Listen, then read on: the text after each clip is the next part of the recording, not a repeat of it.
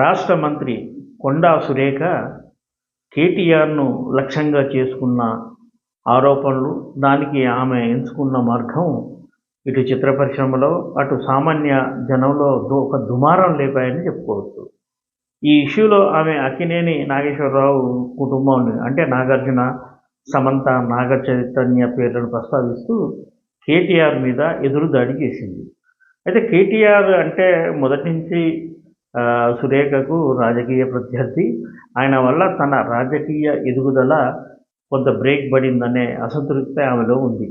మంచి సందర్భం కోసం ఆమె ఎదురు చూస్తున్న తరుణంలో కొండా సురేఖ మీద ఇటీవల బీఆర్ఎస్ డిజిటల్ విభాగం ట్రోల్స్ చేయడం, అది వివాదం కావడం అందరికీ తెలిసిందే. అంటే కొండా సురేఖ వ్యక్తిగత ఇమేజ్‌ని, వ్యక్తిగత క్యారెక్టర్‌ను డ్యామేజ్ చేసే విధంగా ఆ ట్రోల్స్ ఉండడం, ఆమెను మానసికంగా బాగా బాధపెట్టినట్టుగా మనకు అర్థమవుతుంది. దీనికి ఈ ఆరోపణలకు లేదా ఈ ట్రోలింగ్‌కు వెనక కేటీఆర్ ఉన్నాడన్న అసంతృప్తి ఆమెలో ఉంది. దానికి కేటీఆర్‌ను డ్యామేజ్ చేయడానికి ఒక మార్గంగా సమంత పేరును ప్రస్తావిస్తూ అక్కినేని నాగార్జున కుటుంబాన్ని తీసుకొని ఆరోపణలు చేసింది. ఖచ్చితంగా ఇది ఆక్షేపణీయమే. రాజకీయ ప్రత్యర్థులు ఎవరి మీదైనా ఎలాంటి ఆరోపణలన్నా చేసుకోవచ్చు. కానీ రాజకీయాలకు సంబంధం లేని ఒక తెలుగు రాష్ట్రాల్లో ఒక ప్రాముఖ్యత, ఒక గౌరవప్రదమైన కుటుంబాన్ని ఈ రాజకీయ వివాదంలో లాగడం, పైగా క్యారెక్టర్ అసాసినేషన్ చేయడం పట్ల తెలుగు చలనచిత్ర పరిశ్రమలోని పలువురు తీవ్రంగా ఖండిస్తున్నారు. తమ తమ మార్గాల ద్వారా డిజిటల్ వేదికపై చిరంజీవి మొదలు ఎన్టీఆర్, నాని, మంచు విష్ణు, మంచు మనోజు, ఇంకా పలువురు ఆర్టిస్టులు, సాంకేతిక నిపుణులు కొండా సురేఖ చేసిన వ్యాఖ్యలను తీవ్రంగా ఖండిస్తున్నారు. అయితే ఈ ఆమె చేసిన ఆరోపణ ఎంత ప్రమాదకరమైందో, ఎంత దుమారం లేపిందో, తద్వారా పార్టీ కూడా నష్టం కలుగుతుంది అని భావించినట్టు ఉన్న సురేఖ తన వ్యాఖ్యలను వెనుకకు తీసుకుంటూ సమంత సొంతంగా ఎదగడం తనకు స్ఫూర్తి అనే వ్యాఖ్యను కూడా జోడించింది.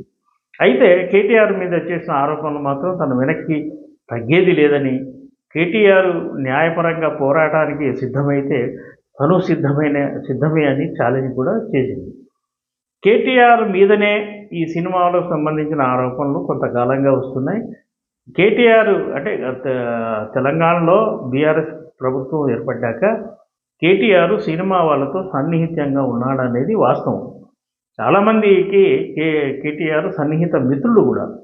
అయితే అప్పుడు ముఖ్యమంత్రిగా ఉన్న కేసీఆర్తో ఈ తరం హీరోలు ఎవరు ఆయనతోనే అంత ఫ్రెండ్లీగా ఉండరు. ఆయన ఒక గొప్ప నాయకుడు కాబట్టి ఆయన కుమారుడు అంటే షాడో ముఖ్యమంత్రిగా ఉన్న కేటీఆర్తో తమకు సంబంధించిన ఏమైనా సమస్యలు ఉంటే ఆయనకే చెప్పుకునేవాళ్ళు.